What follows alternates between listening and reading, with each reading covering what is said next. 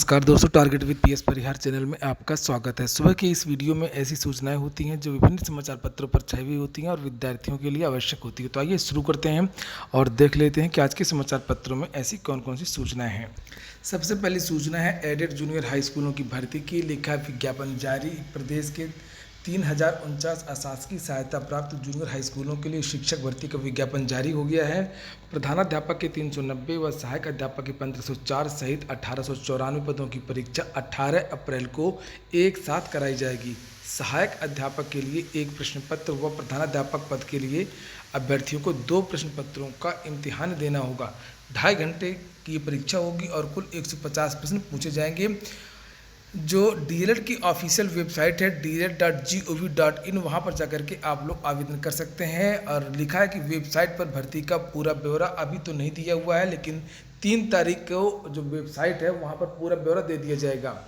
लिखा सचिव ने बताया कि चयन परीक्षा में शामिल होने के ऑनलाइन आवेदन के लिए शैक्षिक अर्हता, आवेदन शुल्क, पाठ्यक्रम, परीक्षा अवधि आदि वेबसाइट पर है। पंजीकरण फॉर्म के साथ ही आवेदन शुल्क जमा करने के लिए स्टेट बैंक ऑफ इंडिया का लिंक व ऑनलाइन आवेदन फॉर्म भी उपलब्ध है। तो यहाँ पर सबसे बड़ी बात है महत्वपूर्ण कि आपको संशोधन करने का मौका नहीं मिलेगा। और इस आप लोगों ने देखा 69,000 के जो विद्यार्थी हैं, बहुत सारे ऐसे अभ्यर्थी जिनको आज भी मौका नहीं मिला है और बहुत सारे उन्होंने धरना प्रदर्शन भी किए। यहाँ पर इसीलिए यहाँ पर लिखा हुआ है कि ऑनलाइन आवेदन की अंकित प्रविष्टियों में संशोधन का अवसर नहीं मिलेगा, इसलिए फाइनल सेव करने से पहले प्रविष्टियाँ जाँच लें। अभ्यर्थी को इस आशय का स्वप्रमाणित पत्र भी अपलोड करना होगा, एक हैंड रिटन, जिसमें ये लिखा होगा कि मुझे ये स्वीकार है कि संशोधन का कोई मौका ना दिया जाए।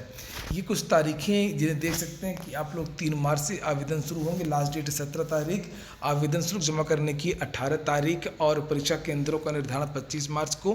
परीक्षा का प्रवेश पत्र 9 अप्रैल को, लिखित परीक्षा 18 अप्रैल को और सहायक अध्यापक व प्रधानाध्यापक प्रथम प्रश्न पत्र सुबह 10 बजे से। और उसी दिन जो है ये दोनों परीक्षाएं होंगी।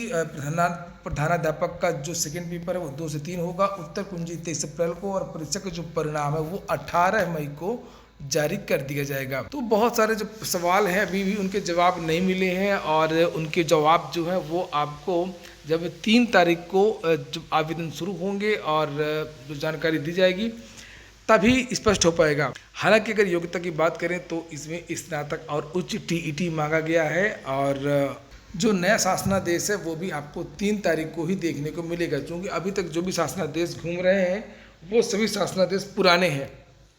अगली सूचना है सिर्फ यूपी के अभ्यर्थियों को असिस्टेंट प्रोफेसर भर्ती में आरक्षण। असिस्टेंट प्रोफेसर की एक भर्ती निकली हुई है विज्ञापन संख्या 50 के तहत 2003 पदों के लिए। इसमें जो आरक्षण है ओबीसी, एससी और ईडब्ल्यूएस, वो आरक्षण केवल उत्तर प्रदेश के विद्यार्थियों को ही मिलेगा।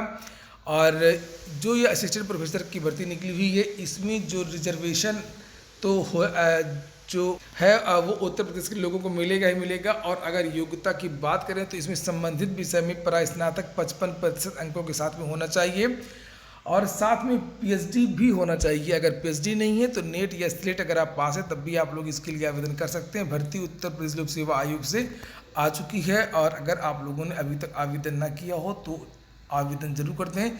25 मार्च इसकी लास्ट डेट है, 27 मार्च तक ऑनलाइन फॉर्म सबमिट करने की डेट है।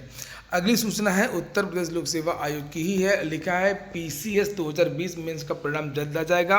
पीसीएस 2020 मुख्य परीक्षा में शामिल होने वाले अभ्यर्थियों का इंतजार खत्म होने वाला है। कापियों के मूल्यांकन का काम 1-2 दिन में खत्म हो जाएगा। उत्तर प्रदेश लोक सेवा आयोग 10 मार्च के आसपास परीक्षा का परिणाम जारी कर सकता है। इसके पहले आरओ 2016 मुख्य परीक्षा का परिणाम जारी किया जाएगा। 5 मार्च से पहले आरओ का परिणाम जारी किया जा सकता है। यूपीपीएससी ने पीसीएस 2020 के तहत 487 पद की भर्ती निकाली है। प्रारंभिक परीक्षा 11 अक्टूबर को करा करके परिणाम 21 नवंबर को जारी किया गया। इसके बाद 24 नवंबर को संशोधित परिणाम जारी हुआ है और मुख्य परीक्षा 21 से 25 जनवरी तक 5 शहरों में आयोजित हुई थी। तो कुल मिलाकर के 2 बड़े परिणाम हैं जो जारी हो सकते हैं, पीसीएस 2020 और आरओ 2016। ये 2 परिणाम बहुत जल्द लोक सेवा आयोग जारी कर सकता है। सीबीएसई की 10वीं की परीक्षा 5 मई और 12वीं परीक्षा 8 मई से शुरू हो जाएंगी। अगली सूचना भी है उत्तर प्रदेश लोक सेवा आयोग की। लिखा अभिलेख प्रस्तुत न करने पर 14 शिक्षकों का चयन निरस्त। अभी कुछ दिन पहले एलटी ग्रेड में भी ऐसी ही सिचुएशन आई थी कि जब बहुत सारे ऐसे अभ्यर्थी थे जिनको एक समय दिया गया था और वो अभिलेख प्रस्तुत नहीं कर पाए थे, उनको हटा करके नए विद्यार्थियों को मौका दे दिया गया है। इसी तरीके से एक भर्ती और आई थी, उस भर्ती में वो समाज कल्याण विभाग की भर्ती थी और राजकीय आश्रम पद्धति के विद्यालयों में शिक्षा विभाग के तहत ये भर्ती थी।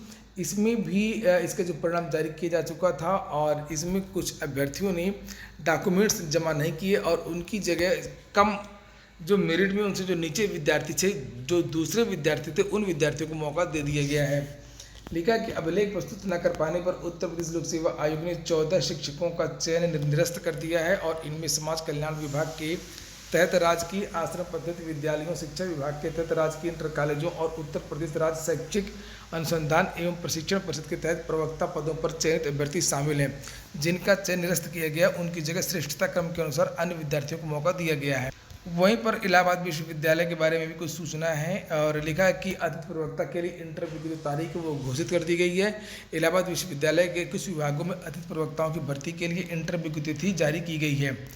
तो यहाँ पर लिखा कि 2 मार्च को सुबह 11:30 बजे ये लिखा हुआ है एक समय, और दूसरा है कि दर्शन शास्त्र के लिए 9 मार्च को सुबह 11:30 बजे और भूगोल के लिए 10 मार्च को सुबह 9:30 बजे बुलाया गया है। वहीं अगली कुछ सूचनाएं हैं पेपर लीक को लेकर के हैं। लिखा प्रश्न पत्र 15 फरवरी को ही आउट कर दिया गया था। बात हो रही है दिल्ली हाईकोर्ट ग्रुप डी की भर्ती थी और उसमें बहुत सारे विद्यार्थी पकड़े गए जो अंडर गारमेंट में ब्लूटूथ डिवाइस, मोबाइल, बहुत सारी जो चीज़ें हैं वो उन्होंने ले रखी थी। और यहाँ पर लिखा हुआ है कि कई राज्यों में लीक कराया था पर्चा।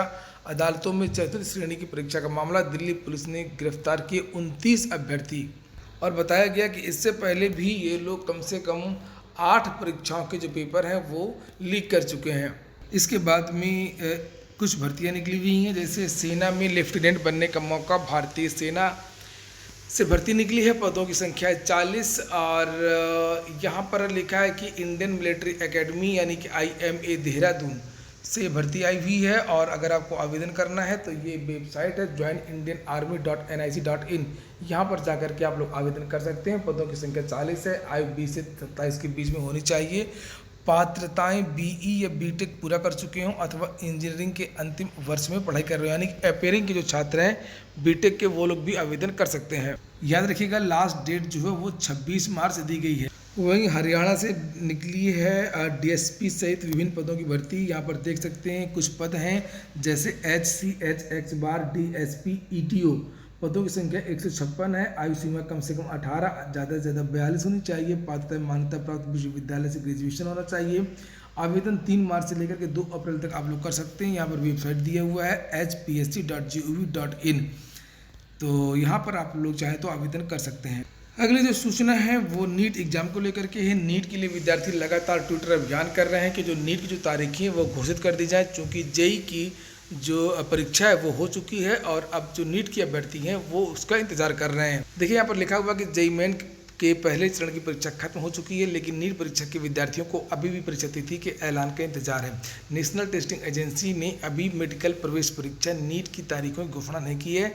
सोशल मीडिया पर कई दिनों से छात्र मांग कर रहे हैं कि नीट एग्जाम डेट घोषित की जाए। तो और अंतिम सूचना ये है कि पंचायत चुनाव की जो आरक्षण सूची है वो आज जारी हो जाएगी।